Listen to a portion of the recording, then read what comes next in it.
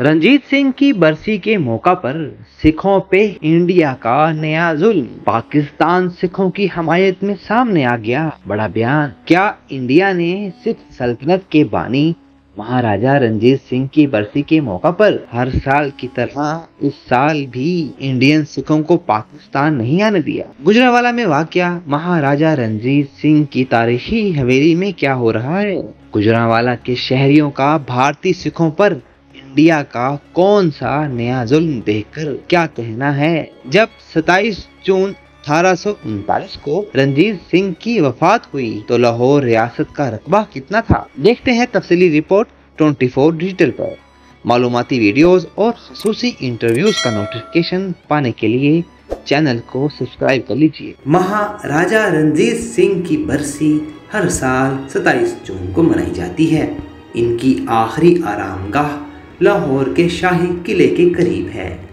महाराजा रंजीत सिंह 1000 साल में पहले हिंदुस्तानी थे जिन्होंने हिंदुस्तान के रवायती फातहीन पश्तूनों अफगानों की यलगार पसपा की। जब 27 जून 1839 को रंजीत सिंह की वफात हुई तो लाहौर रियासत का रकबा 2 लाख मुरब्बा मील से कुछ ज़्यादा था। दिल्लत सिखों, मुसलमानों, हिंदुओं पर मुश्तमिल तनख्वाहदार, मुनज़्ज़िम और भारी मुआवजे पर रखे गए यूरोपीय जर्नल्स की तरबियत याफ्ता फौज इनके पास थी। 18वीं सदी और 19वीं सदी के इब्तदाई सालों में हिंदुस्तान में मुग़ल सल्तनत बस नाम ही को रह गई थी। ईस्ट इंडिया कंपनी के तवस्सुत से बरतानवी तोसी की सुर्ख लहर पंजाब की सरहदों तक तकरीबन पूरे बरसगीर को अपनी लपेट में ले चुकी थी।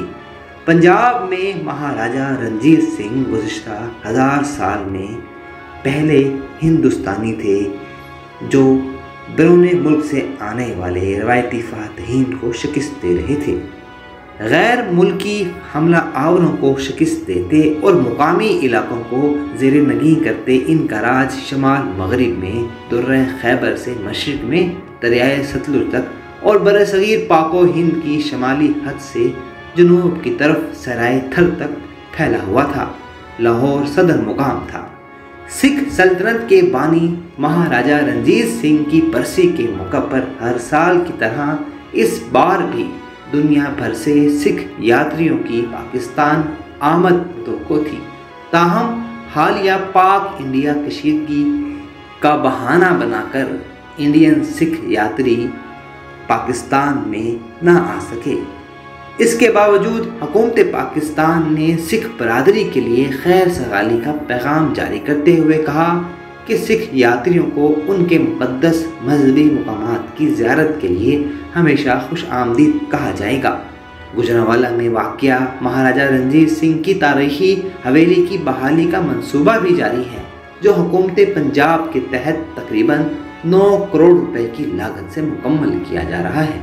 Additional deputy commissioner revenue Gujranwala के मुताबिक यह न सिर्फ एक तारीखी विरसा है बल्कि पाकिस्तान के सॉफ्ट इमेज को उजागर करने का एक मौसर ज़रिया भी है।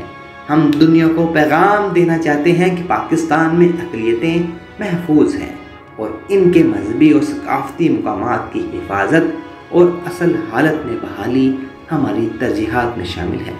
उन्होंने मज़ीद कहा कि पाक इंडिया कशीदगी के बावजूद हुकूमत पाकिस्तान का मौक़िफ़ वाज़िया है कि अगर इंडिया से सिख यात्री महाराजा रंजीत सिंह की बरसी या बाबा गुरु नानक देव की पैदाइश और बरसी के मौका पर आना चाहें तो उनके लिए दरवाजे खुले हैं।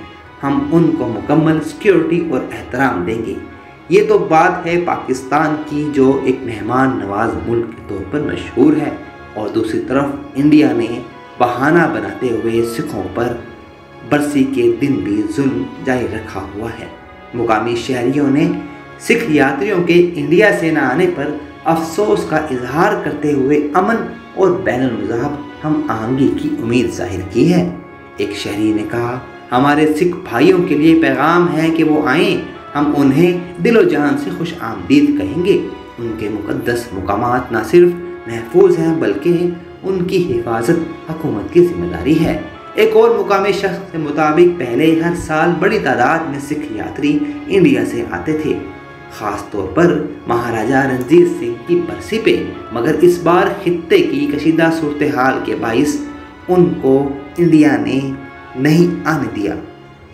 آپ کو تاریخ سے آگاہ کرتے چلیں کہ جب مہاراجا رنجیت سنگھ کی وفات ہوئی تب تک انگریز اور مہاراجا 25 اپریل 1809 کے معاہدہ امرتسر پر قائم تھے۔ انگریز اور مہاراجا 25 اپریل 1809 کے معاہدہ امرتسر پر قائم تھے، جس کے تحت انگریزوں نے ستمبر 1808 تک فتح کیے گئے علاقوں پر مہاراجا کی حاکمیت تسلیم کی تھی اور مہاراجا نے خود کو ستلج دریا کے دائیں کنارے تک محدود رکھنے کا عہد کیا تھا، لیکن تاریخ دانوں کے مطابق ایسٹ انڈیا کمپنی پنجاب پر قبضہ تو چاہتی تھی مگر مناسب وقت کی منتظر تھی۔ مورخ ہری رام گپتا لکھتے ہیں 19ویں صدی کی دوسری دہائی میں ہندوستان کی برطانوی حکومت مشرق اور شمال مغرب دونوں طرف توسیع کا منصوبہ بنا رہی تھی۔ شمال مغرب میں برطانوی مملکت کی توسیع کے لیے 1828 میں کلکتہ کے بعد شملہ میں دوسرا دارالحکومت قائم کیا گیا۔ اکتوبر 1831 میں ہندوستان کے گورنر جنرل لارڈ ولیم نے روپڑ میں رنجیت سنگھ سے ملاقات کی۔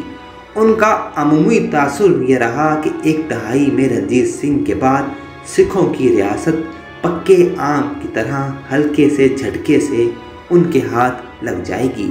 تاریخ کے استاد کرنیل سنگھ لکھتے ہیں کہ روپڑ میں ہوئے معاہدے کی خلاف ورزی کرتے ہوئے انگریزوں نے 1832 میں سندھ کے امیروں کے ساتھ جہاز رانی کا تجارتی معاہدہ کیا۔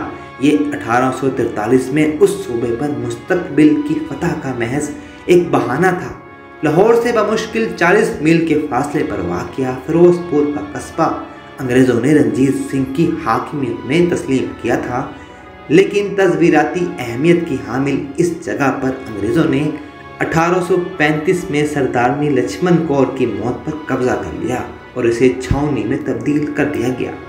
رنجیت سنگھ جب تک زندہ رہے ریاست پنجاب متحد رہی۔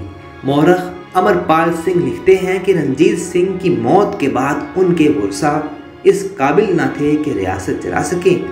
مہاراجا رنجیت سنگھ کے بعد مہارانی دتار کور سے ان کے پہلے بیٹے اور وارث کھڑک سنگھ نے تخت سنبھالا۔ بالآخر 31 مارچ 1849 کو ایک حکم نامے کے تحت خطہ پنجاب باقاعدہ طور پر انگریزوں کی تحویل میں چلا گیا۔